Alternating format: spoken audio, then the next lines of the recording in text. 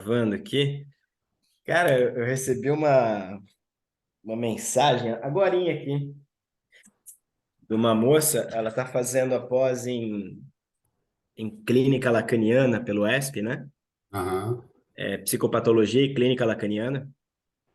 E, e ela tá falando que tá tudo muito confuso, né? A questão das estruturas clínicas e tal. aham. Cara, você não faz ideia do quanto eu falo para as pessoas, né? Faz a pós de fundamentos primeiro. Que vamos primeiro no fundamento, vamos lá, vamos botar os conceitos, os termos, né? Pôr em pratos limpos, panos limpos, né? Como se diz assim, deixa o negócio bonitinho, depois avança. O povo tem pressa, cara. Não, e nesse E sentido, né, não foi à toa, até a gente coloca na apresentação aí esse texto das pulsões, é o primeiro dos artigos, né, de metapsicologia, né? Primeiro sim, que ele sim. pega ali, né, pensando se a gente tem inconsciente e pulsão como os dois grandes eixos, né, assim, realmente, né? Era isso que eu ia comentar, né? Exato. Eu recebo muita gente, cara, querendo fazer clínica a Uhum. partir de um Lacan real, nobo-romeano, Sim. gozo. Eu acho isso maravilhoso, mas Ah, quando eu começo a interrogar a pessoa, tá, mas o que que é o gozo? Aí a pessoa começa a escapar. Ah, tudo goza. Eu falo, tudo goza. Goza é assim. E o gozo, ele está é intimamente um relacionado sintoma com a da pulsão, né? contemporaneidade, né, também, né? É, Tudo ao mesmo tempo agora, né? não, é. E o gozo, ele está intimamente relacionado com a pulsão. Uhum.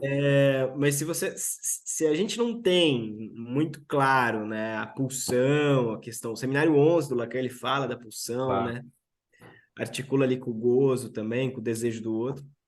Se a gente não tem isso claro, o beabá, né, cara, É. fica... Não, e a gente até, né, tem a coleção, a gente lançou já 6 dos 10 volumes temáticos, né, que a gente programou ali, só que tem um que é justamente o conceitos fundamentais, né, que, na verdade, a gente está deixando esse na fila, porque a gente quer agora traduzir primeiro a trilogia ali, né, do inconsciente, digamos assim, né, foi a psicopatologia, vem aí o interpretação do Xiste. sonho e o xiste, né? Mas daí, depois disso, a gente deve entrar aí nos outros temáticos, no volume que é só sobre as neuroses, né? A gente fez neurose, psicose e perversão, mas tem um já está traduzido, inclusive, né? Agora teria aqui para revisão, só que a gente resolveu puxar para a fila esses outros dois aí. E depois tem os conceitos fundamentais, que daí vai pegar inconsciente, recalque, né? Todos esses outros textos de metapsicologia aí também, né? Do Freud. Cara, já começando, então, entra... quer se apresentar? A gente... Acho que tem muita gente aqui que é a primeira vez que está conhecendo, está vendo, vê nosso trabalho, acompanhando. Sim, sim. Então, eu também, né, pessoal, bom dia. O meu nome está aí, né, Pedro Leonardo Tavares. Fiquei muito satisfeito com o convite do Marco, sem ter muita certeza de como é que é a dinâmica hoje do encontro, né? Mas fiquei muito feliz, até porque eu coordeno com o Gilson Iannini a coleção Obras Incompletas de Sigmund Freud, né? E esse aqui foi o nosso primeiríssimo. A gente lançou junto com Afasias, em 2013. A gente está completando exatamente agora 10 anos de coleção, né? Foram 12 volumes aí, 10 anos de coleção, e na época a gente tinha já, né, o Afasias, porque era produto da tese de doutorado do Emiliano, que traduziu, e a gente achou muito bem-vindo, numa coleção chamada Obras Incompletas de Sigmund Freud, a gente começar com aquele que estava fora de todas as completas, né? Nenhuma obras completas tem o Afasias, né? A nossa incompleta tem. Mas, assim, já foi, na verdade, uma brincadeira, né, com isso, do que é o completo, o incompleto, quando a gente está falando de um autor da magnitude de Freud, né? Mas isso a gente tinha essa carta na manga, digamos assim, mas do ponto de vista propositivo, né, Marco, a gente quis escolher esse texto porque é um texto realmente que, assim, como você entra na teoria das pulsões em Freud, vai, na verdade, definir também como você está, né? Qual é o Freud que você está concebendo de alguma maneira, né? Porque a própria questão de a gente não ter uma tradução óbvia para o vocábulo Trieb no alemão, e isso Freud coloca na questão da análise leiga. Ele diz, né? Trieb é uma palavra que nós, falantes de língua alemã, né? Isso que gera talvez muita inveja em falantes de outras línguas que não dispõem de um vocábulo como esse, né? E no É nosso mais ou menos, ele mais ou menos reconheceu assim, isso vai dar merda para os outros. isso. Vamos. Exatamente, né? Porque ele fala, no próprio alemão, ele fala, ele está pegando uma palavra de uso cotidiano no alemão, né? Como se a gente pegasse, quer dizer, uma palavra cotidiana no português, como desejo, por exemplo, né? É uma palavra super cotidiana, desejo, vontade, né? Força, quer dizer, são palavras básicas. E tribo é uma palavra que entra nesse vocabulário básico do falante leigo de alemão, né? Mas aí que o Freud, justamente nesse texto, ele vai querer pegar e revestir teoricamente uma palavra de uso cotidiano. E nesses tempos em que a gente tem discutido tanto, né, psicanálise, cientificidade e tal, né? E o Freud fala que mesmo aquelas ciências mais reconhecidas como super, né, duras estabelecidas, na verdade, elas partem da indeterminação, né? Vamos pegar aí a física, quando fala de volume, massa, corpo, trabalho, são palavras de uso cotidiano, né? A questão é que quando a gente fala de peso no cotidiano, talvez a gente esteja mais próximo do conceito de massa da física newtoniana, né?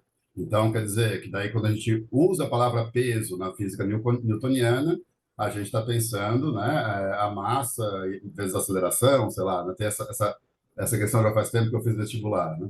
Mas no caso da psicanálise, o Freud vai dizer também isso. Ele fez questão de se apropriar de vocábulos do cotidiano, né? Para gradativamente, a partir dessa indeterminação, ele coloca até nas novas conferências introdutórias, ele diz que os trigos são, né, a mitologia da psicanálise. Né? Interessante nesse debate aí, né? O Freud fala que realmente e eu acho que é interessante isso nesse debate que a gente está retomando. Eu vejo você muito nas redes sociais falando dessa questão, né, dessa bobajada que está falando aí, né, sobre psicanálise e ciência, porque a psicanálise justamente vai se propor, né, de alguma maneira, romper com a lógica das caixinhas cartesianas. Né? Quer dizer, então, a alma fica para o religioso, né? E a alma, aí a gente vai pegar psyche no grego, alma, seele no alemão, né? Entra aí, claro, o psiquismo, né? É a mesma palavra que vai ser utilizada, por exemplo, nas religiões e nas práticas místicas, né? E do outro lado, a materialidade corporal, que seria objeto da biologia, da medicina e tal, né? Então, Descartes faz esse pacto de não agressão, digamos, né? E aí, quer dizer, aquilo que outras culturas têm, né, como a figura a figura social, seja do xamã, do pajé, né, da Wicca, né, que eram aqueles que cuidavam dessa confluência das questões psíquicas com as questões corporais, né? Descartes, no Ocidente, faz esse pacto de não agressão, né, com o penso, logo existo, ali, e o Freud meio que volta a falar, né, ele vem com precisamos voltar a falar sobre isso, né? Sobre essa indeterminação de quando o psíquico esposa o corporal. E É, é a gente chega na pulsão, né? no texto de 1890, né? É, tratamento anímico, que eu estou usando bastante na minha tese, é precisamente nesse ponto, né, Pedro? Ele vai dizer dessa articulação entre corpo e alma, né? Aham, E é engraçado porque ele vai trabalhar isso aqui, né? aham, 15 anos, não, 25 anos depois, sim, né? Ele vai conseguir, bom, formalizar, né? Porque isso aqui já aham, estava, né? sim, Três sim, ensaios, isso já estava. Mas vinte aham, e cinco anos depois ele formaliza. E isso que você falou é bem interessante, né, cara? Porque me dá a impressão que Freud ele rompe com essa lógica cartesiana de res extensa e res cogitans, né?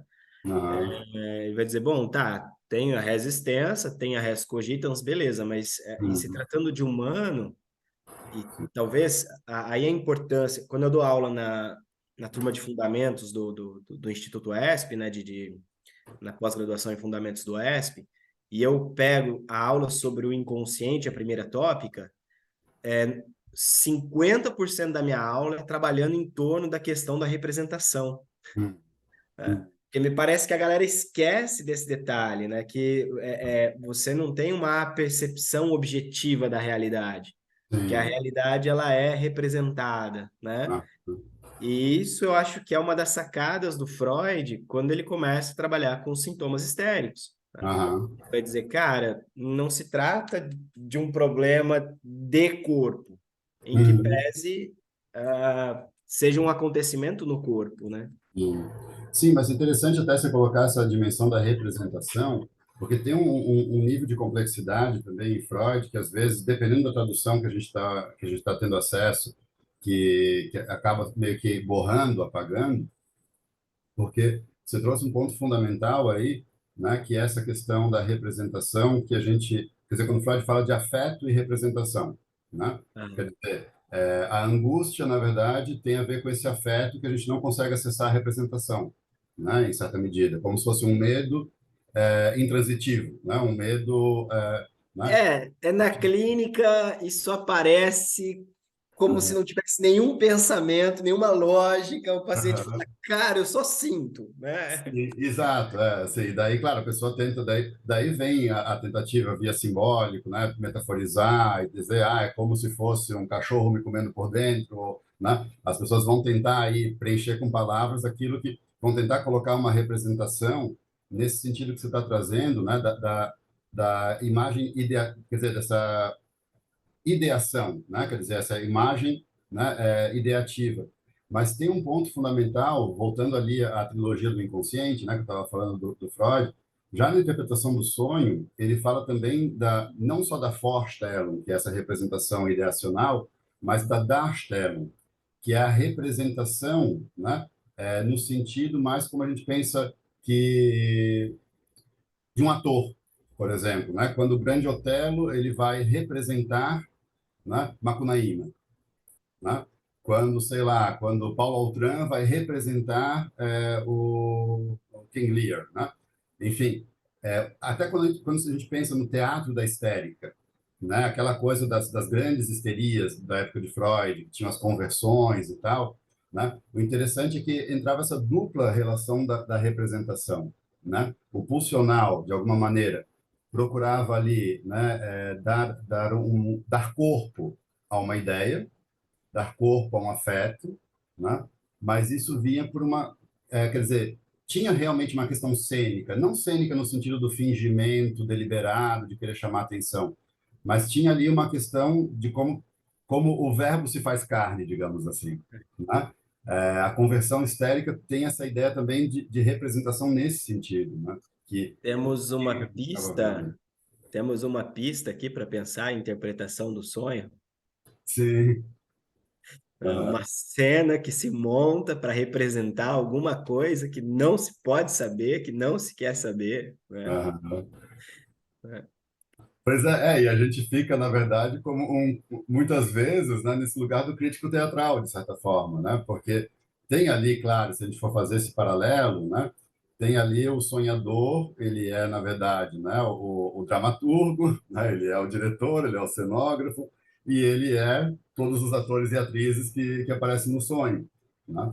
Mas essa questão, né, eu acho interessante a gente pensar desde porque se falava de maneira muito pejorativa do teatro da histeria com Charcot, né? Com aquela coisa que vinha toda a intelectualidade parisiense, assistia às aulas do Charcot e tinha toda aquela dramaticidade, aquela coisa, né? O De Mister M no Fantástico, né? isso, né? Tinha toda essa coisa espetaculosa e tal, né? E espetacular. Mas assim, a gente vai ver até, inclusive, como na questão pulsional, né? Claro, né? Tinha ali uma ativação do escópico, né? Da pulsão escópica também em cena ali, na verdade, né? Mas o quanto que na clínica a gente observa também que essas vias de representação, depois o Lacan vai falar das pulsões parciais, né? Vai falar da pulsão invocante, pulsão escópica, né? Mas o quanto que tem, né, no final das contas, tudo a ver com essa dinâmica de um conceito que precisa mostrar, né, onde que o psíquico esposa o corporal. Uhum, Como isso estava apagado, né, na tradução que a gente tinha mais influente no mundo, né, e que ficou no Brasil até o domínio público, até 2010, era a única tradução oficial disponível, que traduzia pulsão por instinto, né? Quer dizer, e apagava, daí, na verdade, toda essa dimensão representacional que você está falando, uhum, né? E tentava reduzir a mera biologia aquilo que é uma parte fundamental, né? Assim, às vezes a gente, lendo Freud muito a partir de Lacan, a gente, na verdade, vai a curvatura da vara vai um pouco para outro extremo, né? Porque Lacan, claro, vai insistir naquilo que faltava, né? Vai insistir na questão da representação, mas o interessante é que quando Freud foi traduzido primeiramente para o inglês, que foi a tradução que mais se difundiu, de certa forma, a Standard Edition do James Strachey, né? Houve ali, curiosamente, não era uma língua latina, na qual a gente não teria realmente, né? Pulsão parece um neologismo. Vamos fazer, fechar aqui fechar minhas nossas contas. Entrou alguém aqui falando? Pode Não, continuar, Pedro. mas voltando ali, né? A questão realmente de como que tem uma questão ideológica importante que a gente viu que explica, por exemplo, por que a psicanálise se tornou quase que um domínio exclusivo da medicina nos Estados Unidos, né? E na Inglaterra, em grande medida também, como isso foi diferente na França, né? Porque quando o vocábulo tri do alemão, né, foi traduzido para o inglês, na verdade, contra a vontade do tradutor, James Strachey, mas sob pressão do Ernest Jones, que era quem coordenava, né, Chapa branca? a Chapa Branca, né, Chapa que branca. fazia ali a mediação dos conflitos entre Melanie Klein e Anna Freud e tal, mas meio que ficou o sucessor, de certa forma, né, do Freud em termos de poder nas Uhum. escolas psicanalíticas. Ele vai, né, dizer para traduzir por instinct, né? Sendo que no inglês a gente tem um vocábulo etimologicamente, né, o cognato, drive, que é muito adequado para traduzir be, né? Deixa eu ver se eu consigo colocar aqui no bate-papo, né? Onde é que tem aqui para fazer comentários? Eu não estou bem familiarizado. Ah, chat, tá? Tem um chat aí. Isso, eu vou colocar ali, né? Como é que é a grafia do termo em alemão?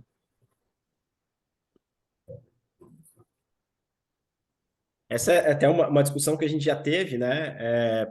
Para quem não acompanhou ali, importantíssimo, né, Pedro? Porque ah, a minha, a minha, a minha aposta hoje, assim, seria manter o termo em alemão mesmo, né? Manter Aham, em aham, Trebi lá e beleza, e vamos, né?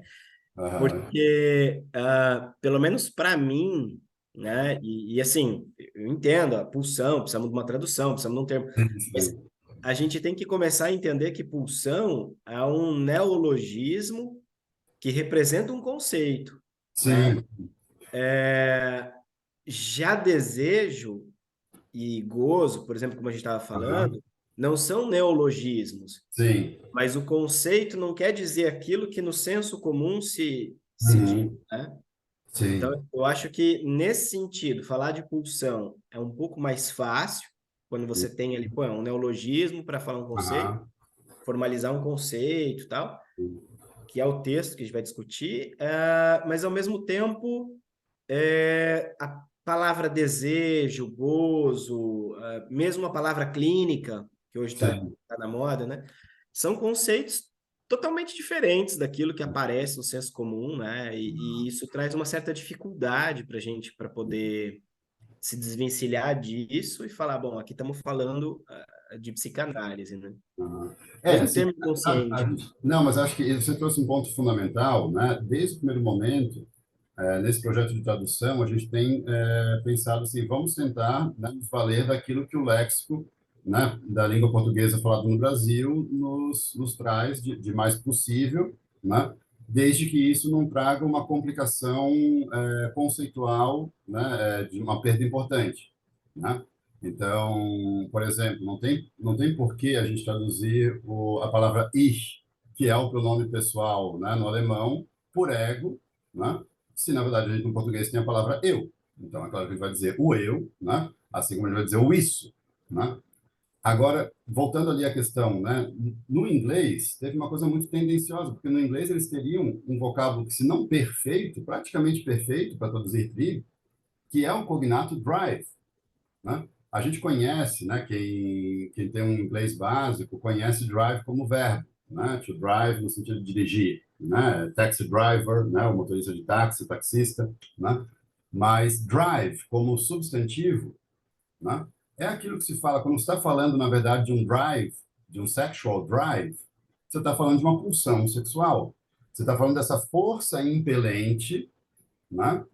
Que se mobiliza, que tem a ver com desejo, com afeto, com representação, que tem a ver com tudo isso. Está muito claro para o falante de inglês, né? Como urge, como drive, né? Quer dizer, tá muito claro essa ideia de drive como urge, né? No português, o cognato mais próximo que a gente tem para trip e drive, né? É importante a gente ter aqui um pouquinho de questões de fonologia, né? Eu sou professor de língua também, né? O vocábulo da letra T e da letra D, assim como da letra V e da letra B, são cognatos, né? Tanto é que, por exemplo, em espanhol, você não tem diferença de B para V, né? Uhum. Muitas vezes aquilo que tem T no alemão tem D no inglês e vice-versa, mas a gente vê que é praticamente a mesma palavra, né, adaptada a cada língua, né? Agora, no português, a palavra que a gente tem mais próxima aí é deriva, né? Deriva, na verdade, deriva da mesma fonte. E interessante que no alemão, quando você fala de uma madeira que está sendo levada pela correnteza, que está à deriva, né? Você, digamos, teve um naufrágio, ficou ali destroços à deriva, né? De madeira. Isso é chamado de Treibholz. Ou, de repente, um tronco de uma árvore que cai no rio e é levado, né? Mas, assim, né? A ideia de combustível para automotivo, né? Em alemão é Treibstoff. Então, está muito claro no alemão, Trieb, como essa força impelente. Só que a questão é que quando eles traduzem isso por instinct, no inglês, eles estão falando, na verdade, de algo que é essa programação inata biológica que a gente tem no reino animal, né? Que faz, por exemplo, a abelha produzir mel, que faz, né, o João de Barro saber construir a sua casinha, né? É uma programação inata, né? Quer dizer, de fábrica, digamos assim, que vai se dar independente de quem seja, independente da história de vida ou do, né? Enquanto que o Freud está, na verdade, revestindo o tribo como aquilo que justamente se calca no corpo biológico, né? Então ele vai falar do conceito de Anlehnung, de apoio, né? Como as questões da alimentação do infant, né? O bebê, então, quer dizer, a pulsão oral começa apoiada na alimentação e na nutrição, né? Depois a pulsão anal, ela se apoia também na questão né, de disciplinar as funções excretórias, né? O quanto que isso implica psiquicamente também, de ter que ter o controle sobre si, né? E o efeito disso sobre o outro, a descoberta das diferenças anatômicas genitais, né? Entre os sexos e como que isso vai gerar representações do o que é um homem, o que é uma mulher, o que quer um homem, o que quer uma mulher, né? E esse eterno desencontro nosso, que não adianta colocar mais letras na sigla LGBT, que sempre estaremos, né, fora da sigla. Quer dizer, Sempre vai faltar algum, sempre vai né? faltar. Porque nós nunca somos, né? Quer dizer, a bissexualidade constitutiva, né, nos coloca, na verdade, num desencontro, né, entre os sexos. Sempre. Uhum. Sempre, né? A Ana quer fazer uma pergunta? Quero. Eu ia deixar para o fim, mas não me aguentei, né? Quando você começou a falar nessa questão do biológico, Aham. Pedro, muito prazer. Marcos, muito prazer. Eu sou a Ana Lisete, a gente só conversa por WhatsApp. Ah, E eu, Pedro, eu fiz a minha tese de doutorado, a psicanálise e o meio ambiente, né? Aham.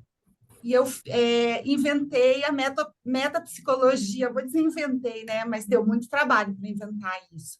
A metapsicologia da crise ambiental. Aham.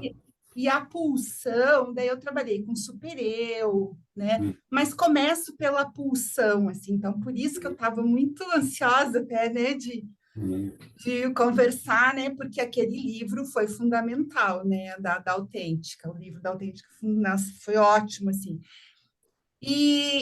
Assim, e a pulsão para a questão ambiental, ela é, assim, de suma importância, porque bate de frente com o conceito que os ambientalistas têm de que nós somos pura natureza, de que nós somos, né, que a gente reage fora, né, de tudo isso, assim, que a gente tem que voltar para essa natureza. E a pulsão não nos desnaturaliza, sim. né? E Freud, assim, ele foi genial, assim, de dizer que a gente não vive por necessidade, né? A gente não está no mundo por necessidade. A gente está regido por um princípio do prazer e do além do prazer. Aham. Então, você quer água, você tem água, mas Hum, depois já não serve aquela água. Tem que ser entendi. uma água com pH, tem que Hum. ser uma água geladinha, e assim a gente está indo pulsionalmente, né, consumindo o planeta, É, nessa necropolítica aí. se eu não me engano, foi Schopenhauer que antes de Freud ele trabalhou com essa determinação, né? A partir da vontade, né? Não era o desejo, eu acho, em Schopenhauer, né? Hum. Mas era Sim, ele fala de Willer. Uhum, é, sim. é, Uhum. que tem algo ali da ordem de uma vontade, né? Que ele Ah, trabalha, sim. que é Então, eu trabalhei isso como a pulsão. E a sim, outra sim, sim. questão daí, dentro do mal-estar da civilização, você vai ver lá que a gente tem que a civilização, quanto mais ela avança, mais ela traz esse resto pulsional junto, né? Esse primitivo.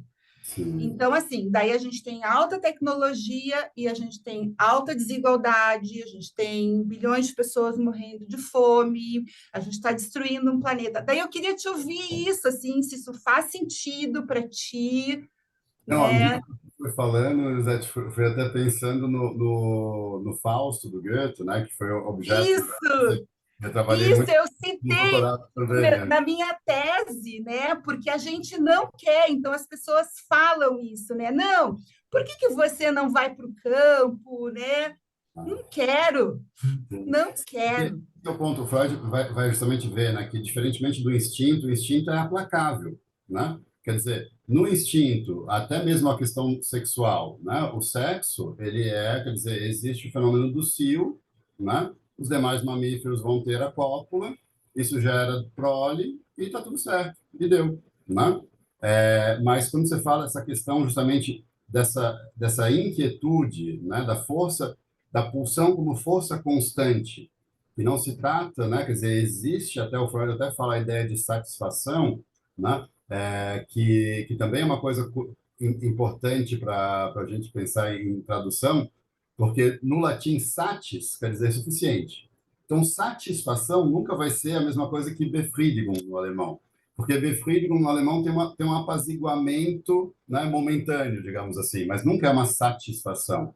Então, essa coisa realmente que leva, né, a essa sanha da instrumentalização da natureza, né, para a natureza fazer com que a floresta gere madeira, que a madeira gere dinheiro, que o dinheiro gere luxo, que o luxo gere. Quer dizer, essa ideia realmente que você traz do meio ambiente, né, o Fausto do Goethe, ele colocava também justamente já essa sanha civilizatória de alguma maneira, né, nos apropriarmos da natureza como um corpo objetal, digamos assim, né? É interessante essa ideia aí, porque nunca vai ser suficiente, né? Quer dizer, você nunca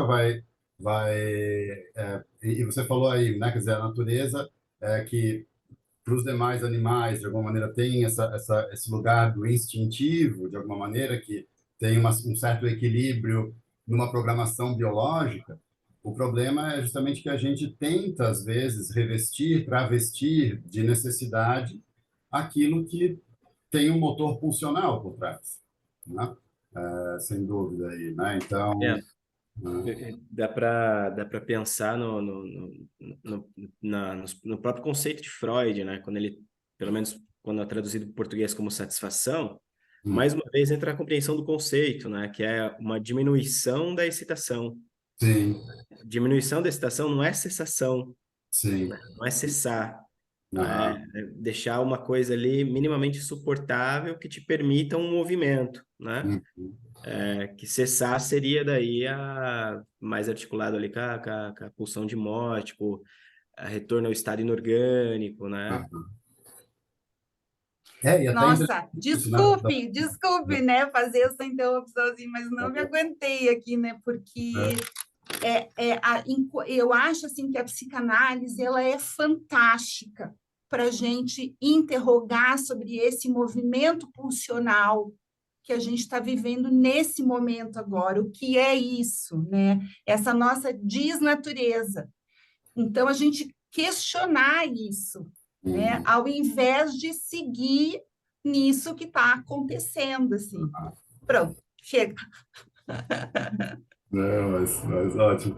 Deixa eu só ver uma coisinha aqui que não sei, só meu vídeo aqui parece ter uma desconfigurada, só um pouquinho. Tá normal aqui, Pedro. É, Tamo, eu não sei é, se cliquei em alguma coisa aqui, deixa eu só te achar aqui de novo, Marcos, só um pouquinho. aqui tá normal. Tá.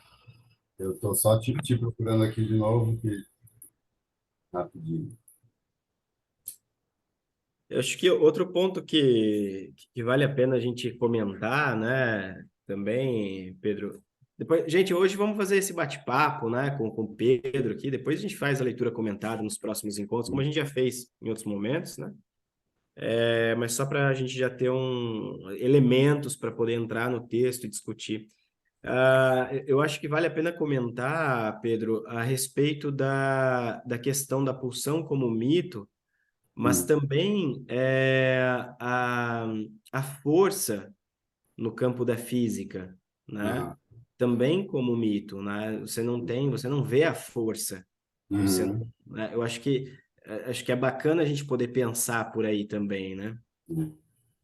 Assim, o Freud, ele começa justamente o ensaio, né, assim, quando vocês entrarem na leitura comentada, né, as primeiras páginas dele é justamente mostrando isso, né, quer dizer, que a gente não tenha pressa também de que de encontrar um fechamento naquilo que ainda está indeterminado.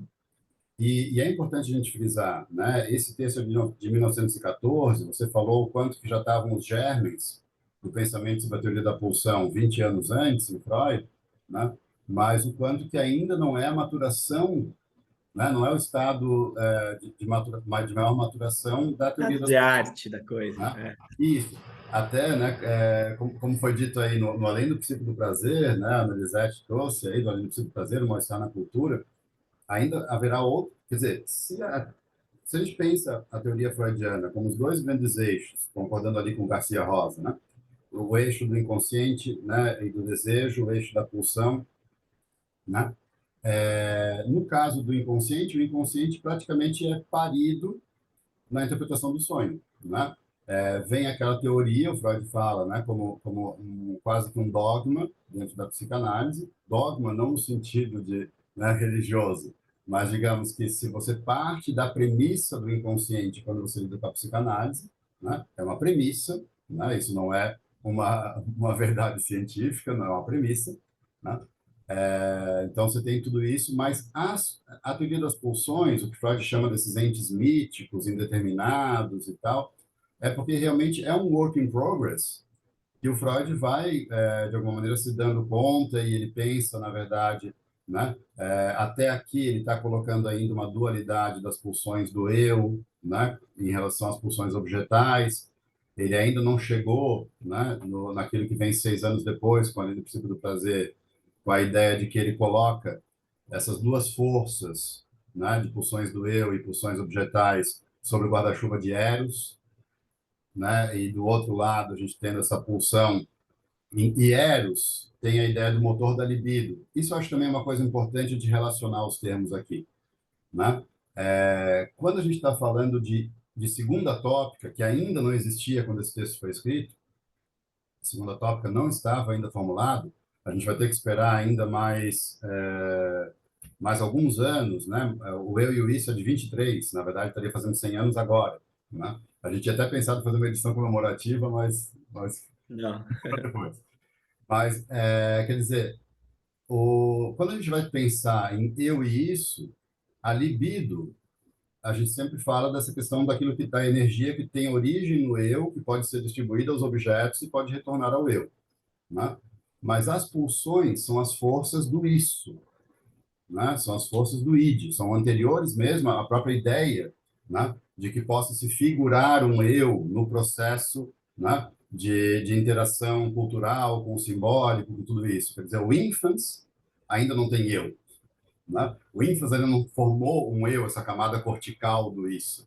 E a pulsão já está lá, né? A pulsão já está lá nessa maneira, nessa forma indeterminada que vai ser diferenciada depois nos modos como a gente vai ter a interação com o ambiente, com os outros, com a cultura, com a linguagem. Mas eu só queria, Marco, desculpa, como a gente também não tem tanto tempo assim, não perder o fio da meada que você falou ali de será que a gente deve traduzir por pulsão? Será que a gente deve manter o tríplice como estava no Freud? Uma coisa que talvez não tenha ficado tão clara, né, quando a gente, na verdade, pulsão certamente tem uma influência aí do lacanismo, né? Foi Lacan que no francês usou pulsion para traduzir tri, né? E se a gente, né, for ter uma leitura mais simplória, vai dizer, pronto, lá foram os lacanianos, agora pegaram Freud e traduziram agora goela abaixo no Brasil por pulsão. Na verdade, o que a gente percebeu é que o seguinte, se é verdade que não existe no cotidiano da língua portuguesa, né, não até a tradução de Freud, o uso da palavra pulsão, a gente tem, de todos os seus derivados, uma forte relação com o vocabulário freudiano. Porque pulsão, né, de pulsão, se a gente vai fazer a marca por prefixos, é de pulsão que a gente tem a palavra compulsão, como Zwang, Wiederholungszwang. É de pulsão que a gente forma impulsão, que a gente vai ter com o Drang, com o ímpeto, que é a força motriz da pulsão, entre os termos da pulsão, que a gente fala Drang, Quelle, né, Ziel, quer dizer, meta, pressão, e assim por diante. Né? Repulsão, né? Repulsão tem muito a ver com o mecanismo do recalque, com a negação. Né? Expulsão tem tudo a ver com a Verwerfung, que é o mecanismo da psicose. Né? Então, é muito convidativo, na verdade, a gente trazer essa trama conceitual, né? Pulsão, quando a gente pensa, né, esse elemento que, conforme você vai colocando os prefixos, você vai dando um matiz de tudo aquilo que tem a ver com o vocabulário freudiano, né? É aí que eu brinco com a questão da deriva, que mostra como que pulsão, na verdade, tem a ver com dois grandes temas no vocabulário fundamental de Freud. Um que é o tema da fluência, né? Essa ideia do derivar, né? Que a gente tem, né? O escoamento, né? Ablauf, que a gente tem o trilhamento, Bannon, a gente vai ter isso desde o projeto de uma psicologia científica, né? Desde que a gente tem no Afasias, já aparece essa ideia do decurso, da inervação, né? A transferência mesmo, né? O Übertragung, que primeiro aparece transferência, como transferência nervosa, depois como transferência psíquica na clínica. E, por outro lado, a ideia da imposição de forças. Né? Então, que a gente vai ter em vocábulos como compulsão, né? Zwang, pressão, Druck, né? Resistência, Widerstand. Né? Quer dizer, tem aí o Luiz Alberto Hans, que fez o dicionário do alemão de Freud, está até aparecendo ali atrás, na verdade, agora que eu vi, ele justamente falava dessas tramas de ênfase e tramas de articulação no vocabulário freudiano. que mais do que a gente pegar os conceitos freudianos em absoluto, a gente sempre tem que pegá-los em relação, né? Quer dizer, para entender pulsão, a gente tem que ver como se relaciona isso com a ideia de representação, de isso, né? Então, acho que só queria voltar nesse ponto, né, de que, sim, a gente parte aí de uma coisa que está já muito bem difundida, né, entre os leitores de Freud mais cuidadosos. Geralmente são aqueles que estão atentos a toda essa discussão que ocorreu primeiramente na França sobre os problemas da tradução inglesa, mas a gente também acho que a gente tem que ir além de uma postura colonialista, de simplesmente, né, absorver Lacan, né, tal e qual, mas a gente fazer a nossa antropofagia aqui também, né? A gente tem que saber devorar esse estrangeiro e incorporá-lo e fazê-lo uma coisa nossa, né? O que nos chamou a atenção do Pulsão foi esse plus que não estava no francês, né? De a gente ver o quanto que ela deriva, né? E esse é o jogo Deriva. da deriva aí, né? O quanto que ela deriva para expulsão, repulsão, compulsão, tudo isso que faz parte dessa cartografia freudiana. Você tava falando, cara, da questão da pulsão e da libido, né? Hum, Que falamos muita coisa aqui, né? Mas essa questão da pulsão e da libido, né? É interessante poder pegar isso, né? Porque o Freud ele coloca que a libido seria a pulsão sexual, né? hum, A rigor, assim. Mas aí, na introdução ao narcisismo, ele já começa a desmontar um pouco essa ideia. Ele vai falar, não, pera, é uma energia ali, a pulsão, que vai tomar o objeto, aí ele vai dizer assim, temos um problema aqui, porque o eu pode ser objeto também, hum, e aí como é que fica, né? Já começa a dar ali alguns indícios de que talvez aquilo que ele chamava de pulsão sexual e pulsão de autoconservação fosse a mesma coisa, hum, né? Que tivesse ali a diferença seria o objeto com o qual isso seria investido, né? hum, Mas há uma virada importante depois, né? De 1920, né? Que hum, extrapola esse texto. hum, Que, bom, que está no texto também, né? Bom, a pulsão não tem objeto, né? ah, Não tem, então, se você pega o termo pulsão mesmo, o conceito, né?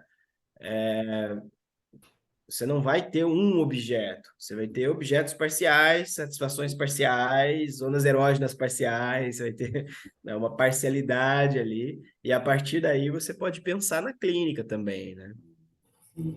É interessante que você trouxe também, né, de que quando a gente fala da libido como a pulsão sexual, né, claro, aí a gente está pegando justamente a ideia de Eros, né, que quando Freud vai reunir quer dizer, esses pares que estavam colocados como opostos, e esse texto do Freud, o que eu acho das partes mais interessantes, mais fundamentais, é a ideia também da não obviedade da própria noção de oposição. Quer dizer, o que é o contrário de quê? Porque você pode colocar a ideia de contrário, o princípio do que é ativo, do que é passivo, né? Você pode colocar, né? Tem várias formas de construção de oposição ali, e nesse sentido, ele está opondo as pulsões egóicas ou do eu, né? As pulsões objetais, né? Pelo movimento libidinal. Quer dizer, para Freud, libido seria essa questão da carga energética. Então, Uhum. é até bem interessante, né? O Freud tem as representações tópica, dinâmica tópica, dinâmica Econômica, e econômica, né? econômica. E aí é interessante a gente pensar, porque quando a gente está falando de libido e investimento, né? A gente até vai pensar essa questão da Besetzung, né? Que foi traduzida como investimento, do ponto de vista econômico, a libido está muito claro isso, né? Quer dizer, se você tem uma quantia em dinheiro e você tem que investir, se você investe demais no banco A, fica pouco no banco B, né? Se você investe demais em moeda estrangeira, você tem pouco para investir em imóveis ou em títulos da dívida pública, né? Enfim, então essa questão da distribuição, a libido tem isso, né? Ela fica distribuída entre o eu e o objeto, né? Então Freud dizia que a libido ela era finita, ainda que não contável. Teve até alguém que teve o disparate de propor para Freud que se fosse quantificada a libido, e assim como se fazia na física, que se homenageava os grandes físicos, né, que com Hertz, Ohm, Farad, né, que a gente medisse a libido em Freuds, né? Então se Right. coloca muitos Freuds e o Freud responde a essa pessoa dizendo, pelo amor de Deus, quero poder morrer sem o fantasma de que meu nome vai ser utilizado para isso. Mas, né, quer dizer, tem um ponto fundamental quando você fala aí que na dinâmica do sexual existe uma energia que está sendo colocada aí. Do ponto de vista econômico, então ela é investida. Do ponto de vista dinâmico, a gente tem um jogo de forças, né? O eu lutando contra o objetal, né? A gente pode pensar essa dinâmica de forças. Do ponto de vista tópico, a gente pode pensar aquela metáfora da ameba, né? Do ser unicelular, né? Que se está muito lá, está pouco cá. Enfim, a gente pode fazer essas representações. O grande problema do que acontece com a virada de 1920 é que Freud vem falar de uma outra pulsão, essa pulsão de destruição, ou pulsão de aniquilamento, ou pulsão de morte, que é a força muda, né? Porque se a libido, ela seja de forma dinâmica, econômica, ou utópica, a gente consegue, de alguma maneira, fazer essa cartografia, é muito mais enigmática a noção de pulsão de morte, no primeiro momento, para Freud, porque tem justamente a ver com essa força, né? Sem uma energia que se desloca com clareza. Ela vai justamente pela ruptura, né? Quer dizer, a força, enquanto a força erótica, ela é aquela que investe, né? A força tanática é aquela que corta, é aquela que estabelece. E aí vem um outro ponto que eu acho fundamental de a gente traduzir por pulsão, que daí entra no lugar da pulsação, né? Quer dizer, pulsão começa com a ideia de pulso, né? Quando a gente pensa o que é o pulso, quando a gente fala em sístole e diástole, né? O nosso coração, quer dizer, né? O bom, né? É o sangue venoso ou o sangue arterial, né? Quer dizer, não tem o sangue bom e o sangue ruim, né? Quer dizer, a gente precisa, na verdade, oxigenar né? O sangue, a gente precisa disso para levar oxigênio para os órgãos, para tudo, mas a gente também precisa liberar, né? O gás que CO2, pode gás ficar carbônico. da gente, né? Que nos intoxicaria se a gente ficasse, né? Tanto é que se a gente ficar, né? Se a gente é amordaçado, né? A gente fica intoxicado com o próprio, né? Gás que a gente teria que liberar. Então, acho que essa metáfora da pulsação é interessante também, porque quando Freud vem falar em pulsão de aniquilamento, em pulsão de morte, ele fala isso, claro, muito impressionado pela guerra, né? Esse texto aqui é de 1914, quer dizer, é no início da Primeira Guerra Mundial. Ele vai escrever o Além do Princípio do Prazer ao final da Primeira Guerra Mundial, né? Então, claro, não Será, dá, será que é né? por isso que ele desiste de publicar o texto da sublimação? Olha, Entra a guerra, ele fala assim, cara, o humano não vai ganhar, não adianta, o humano... esse bicho não deu certo, né? Olha, boa questão. Vou até refletir mais sobre isso, né? Porque a sublimação realmente, né? Ele coloca ali como prometendo que vai ter um artigo sobre a sublimação, né? Assim como ele faz sobre o recalque, né? Enfim, mas realmente, assim, ficou, na verdade, causou uma grande celeuma entre os primeiros freudianos ali, de que Freud teria errado a mão quando ele fala de pulsão de morte, que seria alguém ali muito marcado, né, pela perda da filha, do neto, que estava ali no momento com muito pessimismo, achando que e vendo que com a guerra tinha essa força autodestrutiva no ser humano. Isso que a Analisete trouxe também, né, quer dizer, o destrutivo que a guerra, né, causa no meio ambiente, tudo isso. Mas o que talvez seja fundamental a gente resgatar, né? Até quando Lacan fala que toda pulsão é pulsão de morte, no final das contas, né? É que essa questão de que toda pulsão é busca ativa de um fim passivo, né? Isso é Lacan, mas é Lacan baseado em Freud, né? Essa ideia do circuito pulsional, que eu gosto de brincar com a ideia da pulsação, né? Então, toda pulsão, ela parece inicialmente erótica, mas ela termina por ser tanática, né? Essa questão, e é necessário que assim o seja, porque se você fica no simplesmente erótico, você se torna um criminoso passional, né? Porque se eu quero o meu objeto a todo custo, né?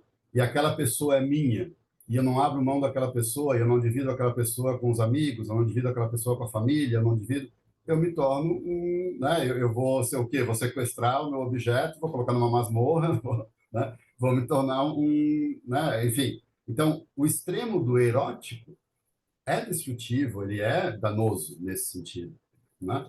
Ao passo que a pessoa que ama alguém, mas que vê que essa pessoa é tóxica, né? Porque justamente está do outro lado, né? Está vendo, nossa, mas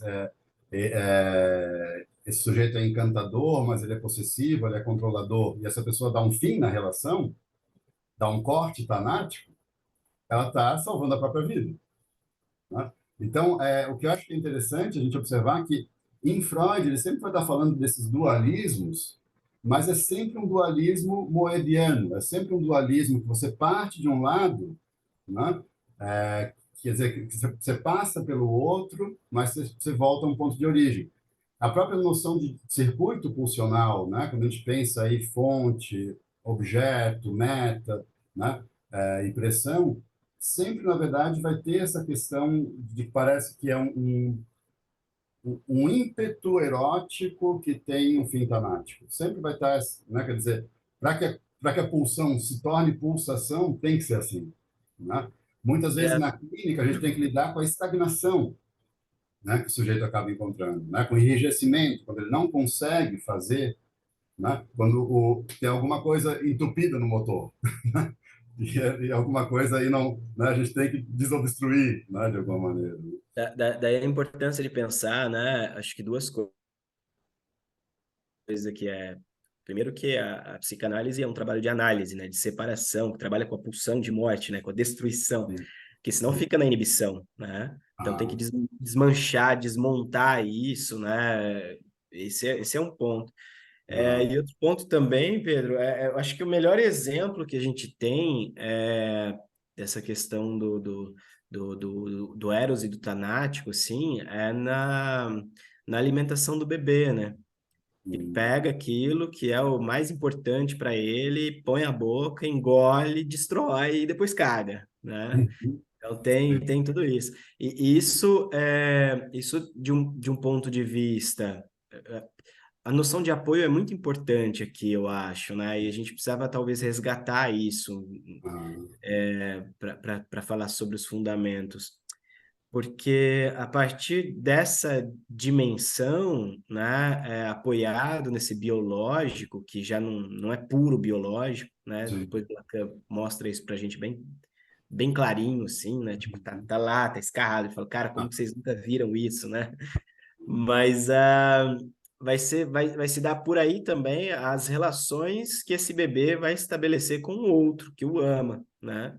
Na medida de que, bom, eu e não eu, aquela formação ali vai tentar integrar em si tudo aquilo que faz bem, expulsar tudo aquilo que faz mal, né? Indo ali, mas essa dimensão de destruir aquilo que está em mim e me faz mal, de expulsar, bom, é destruir uma parte de si mesmo também, né? O Freud, ele retoma isso, né? hum, Não é pura introjeção, assim, incorporação, tal, não, precisa soltar alguma coisa, né? Não é só oxigênio, né? Precisa sim. liberar o gás carbônico também. Não, e aí também que, né, antes da gente, né, simplesmente demonizar o capitalismo, né, também entender o quanto que o capitalismo, de alguma maneira, consegue se difundir como uma lógica, né, simbólica, porque justamente adere a essa ideia que você está trazendo aí, né? Quer dizer, dessa compulsão, né? Que é uma compulsão consumista, né? Quer Uhum. dizer, a ideia de consumir o outro, devorar esse outro, né? E no final descartar o lixo que sobra, né? E ir empilhando, né? E na verdade, né?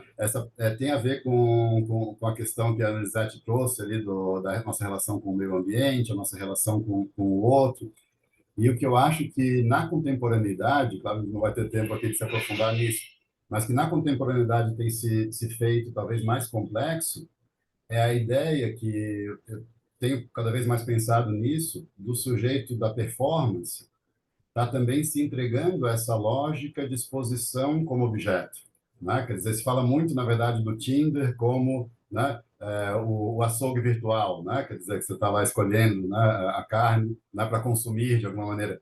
Mas, mais do que o sujeito está olhando para o outro como objeto, para fazer parte dessa gramática, o sujeito está sendo convocado a se apresentar como objeto, né? Cara, você sabe que esse foi um artigo que eu publiquei sobre essa temática em Hum, 2016, eu acho, 2017, que trabalha lá o outro como objeto de fetiche, né? E eu uso, eu acho que eu não uso o Tinder não para exemplificar, eu não sei se na época já tinha, né? aham, A gente que é meio passado das idades, mas eu usei o mercado de trabalho, né? Quando aham, você pega um currículo, monta um currículo, você sim, está simplesmente fazendo ali você está se vendendo, sim, literalmente, né? Você está aham, fazendo uma embalagem para que o dono da empresa te compre, né? Fala assim, sim. não, eu vou te pagar porque você vai trabalhar para mim, né? Tem o valor agregado, né? Isso, isso. E quando na realidade você vai estar sendo simplesmente consumido pela estrutura ali, pelo mecanismo, né? E ok, eu acho que, como você falou, não dá para demonizar também o negócio, né? Aham. A gente tem, quer dizer, talvez até possamos demonizar, né? A questão é que a gente tem que sentar para conversar com os demônios, né? A gente tem que Pois oferecer é, um pois cozinho é. para eles, né? Uma vez eu fui convidar uma psicanalista argentina para vir para Londrina para dar aula na pós-presencial aqui de fundamentos, né? E ela me falou quanto vocês pagam, tal. E aí eu falei lá um valor para ela, ela falou, ó, por menos de tanto, eu não vou sair da minha casa, né? Uhum. Deixar os meus filhos, o meu marido, deixar meus pacientes, a minha vida para ir para um outro país, né? Isso que é a Argentina, né? Uma Ah, hora de avião. Mas ela começou a colocar tantas coisas importantes, cara, que vem exatamente nesse ponto, né? uhum. Se você vai se submeter a qualquer coisa que seja, que Uhum. isso tenha um ganho para você. Sim. Eu acho Ah, que isso é muito freudiano, né? uhum. E vai na contramão daquela ideia. Nós tivemos um grupo de supervisão ontem, né? Ontem à tarde, e eu tentei mostrar muito isso, né? Olha, vai na contramão da ideia de como que é o termo que o pessoal usa? Quando a pessoa, ela mesma, põe os empecilhos, né? Que ele mesmo fracassa, sabe? É auto alguma coisa. Eu tô com Sabotagem. Vantagem. autossabotagem, isso. Eu tô com uma Ah, birra com esse negócio de auto, que olha, vocês não têm ideia. Até escapa, né, da cabeça. Aí eu uhum. falei assim: olha, tá, por uma perspectiva psicológica, empresarial, faz muito sentido. Mas Uhum. por uma perspectiva psicanalítica, eu acho que mais vale a gente se perguntar o que se, de alguma maneira, nesse não ser promovido, nesse sempre que ele está muito bem, ele faz alguma merda, o que Uhum. se realiza aí, né? O que ele ganha com isso? Mas Ah, esse ele ganha não é o eu, né? Essa parte, né? E aí, cara, entrou numa coisa bem bacana da clínica, na supervisão, que é justamente aquilo que nós estávamos falando. Ele repete uhum. uma cena primitiva da infância. Quem estava na Uhum. supervisão aqui vai lembrar, né? Uhum. Então, sempre, a Lilian lembra? A Lilian estava na supervisão? Sempre que o cara ia se sair bem, ia se dar bem, ele começava a arrebentar com tudo e repetia uma cena da infância. Isso é muito próprio também da própria dinâmica do obsessivo, né? Por isso, né? Aí entra a ideia da compulsão à repetição, né? Por isso que eu estou É, jogando aí com isso da palavra, né? Está tão naturalizado no português o compulsão, né? Mas essa compulsão à repetição parece que tem a ver também com isso, né? Eu estava jogando com a ideia desse ciclo, né? E como a gente vê que numa análise até quando a gente tenta usar a metáfora do avanço, né? Quer dizer, quer dizer, se uma análise cura ou não cura, o que é isso, né? Quer dizer, a gente pode ser curado. Se a gente vai para uma análise né, tratar da nossa existência, né? Quer dizer, né? Alguém pode se curar da existência, né? Enfim, né? Só pela não existência, quer dizer, nesse sentido a cura seria a morte, né? Pura e simplesmente. Mas a ideia justamente do que pode a gente pensar, né? E progresso sempre vai trazer uma certa lógica performática ou de, né? Mas a ideia de fazer algum avanço, de você poder encontrar uma nova articulação, né? O quanto que é sempre uma lógica não linear também, né? Isso vem desde o Freud, do recordar, lembrar, repetir, perlaborar, né?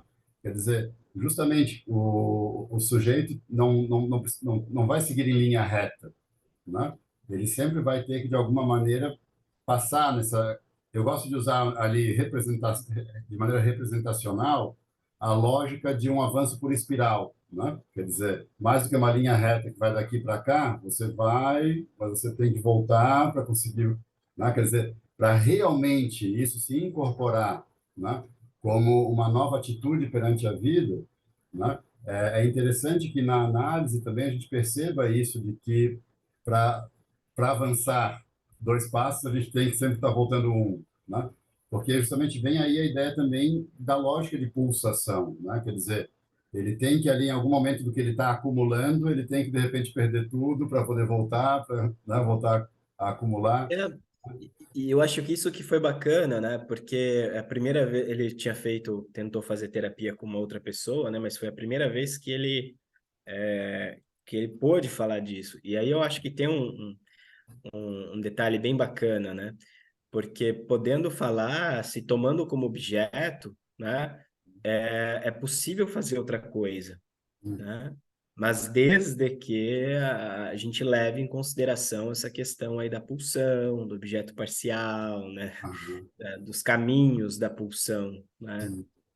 Não, e achei fundamental também, Marcos, você trouxe a própria questão do significante análise, que é o contrário de síntese, né? Quer dizer, eu estava falando aí né, de sístole e diástole, né? Mas a própria ideia também do que é agregar ou romper, né? Porque quando Freud começa a pensar a psicanálise baseado no mito de Édipo, que era o conhece-te a ti mesmo, né? E aí você falou que do ranço do autoconhecimento, auto isso, auto aquilo, porque numa leitura mais simplória, a pessoa procura, e tudo bem que a pessoa procure equivocadamente a psicanálise para se conhecer melhor. Tá ótimo. Esse erro, é o papel do analisante, né? O problema é se o analista acompanha esse erro, né? De que a pessoa vai lá para se conhecer melhor, né? E ela chega com teorias sobre eu sou assim, porque sou canceriano, palmeirense e descendente de italiano, sei lá o quê, né? E essa ideia de que essa autoficção, né? Que vem muito montada com romance familiar, que vem muito montada de tudo isso, né? Essa é a máquina de fazer sentido que é o eu, né? O eu tem essa lógica gregária, né? Essa máquina de fazer sentido que é, né, insanamente gregária. O problema do eu é isso, né? É não conseguir desagregar, né? A pulsão de morte vem muitas vezes como esse remédio amargo de que precisa alguma coisa desagregar ali. Então, nesse sentido, a psicanálise ela é analítica, ela vai estar quebrando, né, com essas sínteses, para mostrar para o sujeito que não só ele não é o que acredita ser, né, o quanto que essa síntese é sintética, né, não é orgânica, né. Eu acho interessante a gente pegar esse significante também, né, quanto que ele sintetizou alguma coisa ali que não de longe não condiz com sequer com a ideia de natureza, né? É um artifício que ele traz ali para se agarrar a alguma ideia de consistência. Mas a análise, quanto que de maneira muito cuidadosa, tem também essa função, né, pulsional tanática de estar defrontando o sujeito com as quebras nessa lógica, né? Não, espera aí, você está dizendo que você é isso, isso, isso, mas você não falou ontem ou na semana passada que aconteceu isso, isso, isso na sua vida? Como é que uma coisa bate com a outra? Ah, é verdade, né? Pois é, não tinha pensado nisso, nossa, né? Agora você me desmontou, né? É. Essa, essa fala dos pacientes, agora você me desmontou, né? Esse é um bom exemplo do furar o saber, né? Aham, né? Porque é interessante desmontar, né, a própria noção da pulsão, que o Freud traz aqui os termos, né? Esses termos que a gente tem ali como fonte, objeto, meta e pressão, justamente aí a gente pode pensar a relação com aquelas montagens surrealistas, né? Os surrealistas tinham alguns uns experimentos que eram às vezes de literários, às vezes eram pictóricos, que ficaram conhecidos como cadáver delicioso. Não sei se o pessoal está familiarizado aqui. O que que era isso, né? Eles faziam, os surrealistas que foram tão fascinados pela psicanálise, né, e pela questão onírica de Freud, o que que eles faziam? Eles tinham exercícios que eles se propunham, por exemplo, de pegar uma folha, né? E dividia, de repente, essa folha em três partes. E daí você dobrava. E nessa parte aqui, alguém desenhava uma cabeça. E ficava o pescocinho para cá, e a pessoa tinha que desenhar o corpo. Mas aí ficava a cintura para cá e o outro tinha que desenhar as pernas. E daí, claro, de repente você tinha uma cabeça de leão com um tronco feminino, né? E as pernas de uma ave, né? Virava uma esfinge, enfim, alguma coisa assim, né? Porque justamente a ideia do quão arbitrário, né, a gente tem na montagem funcional, isso é uma coisa importante também de estar atento para a clínica, né? A gente falou aqui da questão do apoio, de que tem um substrato comum no humano, todos nós nos alimentamos, né? Temos funções excretórias, temos genitais, está posto. Agora, como que cada um vai montar a sua articulação com isso, né? É nisso que tem essa plasticidade também de trabalho, né, na análise, né? Quer dizer, poder fazer com que o sujeito se confronte com como ele fez essa síntese, como ele fez essa montagem surrealista de si mesmo, do seu eu, né? Quer dizer, como que ele montou o que para ele parece que é o objeto, né? Que se coloca de uma forma impositiva ou óbvia, não. Para eu amar alguém, essa pessoa tem que ser assim, assim, assim, assado, né? Como que ela se define, né, como fonte também? Claro, fonte a gente está falando das zonas erógenas primárias, de excitação e tal, mas também parte aí, de alguma maneira, quando você começa a representar essa fonte da pulsão, né? O tipo de força que você vai achar que tem que empreender para conectar-se com o objetal, né? E no final das contas, qual a satisfação possível que a gente pode ter como meta, né? Isso é sempre uma montagem. Uhum, uhum. Falando aqui da primeira parte do texto, né? Quando ele fala os termos da pulsão, né? O Lacan no Seminário 11, né, 64, quando ele, para quem não está familiarizado com Lacan, quando ele é expulso Expulso não, né? Também teve um teatro do Lacan ali, com certeza, mas A a excomunhão. excomunhão, né? Quando ele fala, fui excomungado da IPA, tem uma ideia aí de que a formação na IPA era mais de cunho dogmático religioso, né? De uma igreja, Ah, do que qualquer outra coisa, mas beleza. Mas ah, lá no Seminário 11, quando o Lacan está retomando ali os conceitos, né, a partir já de uma perspectiva mais própria, por assim dizer, ele coloca lá a desmontagem da pulsão, né, sim. como um dos Ah, itens ali, mostrando que, cara, isso aqui não são elementos, né, que a gente sim. precisa pensar, Ah, né? ah, claro. Assim, e justamente, né, eu penso a ideia do desmontagem, né, nessa lógica que da análise mesmo, né, Uhum. né, do Sim, sim. que é por uma via, sobretudo eu penso esse certo elogio de Thanatos, né, Porque quando Freud fala de pulsão de morte, no contexto do final da Primeira Guerra Mundial, né, é claro, vem também isso que não vamos tapar o sol com a peneira. Também Freud está problematizando, né, de que o ser humano, quando ele tem as cartas com mais para frente, né, as cartas com Einstein, porque a guerra, né, que o ser humano não é um ser meramente gregário, né? De que existe satisfação na destruição, né? E isso é muito fácil a gente observar na criança, né? O quanto que a criança também, né, vai muitas vezes elaborar, né, as suas frustrações de alguma maneira, né? Brincando com fogo, ou quebrando brinquedo, ou abrindo alguma coisa, né? Desmontando, né? Ou destruindo, né?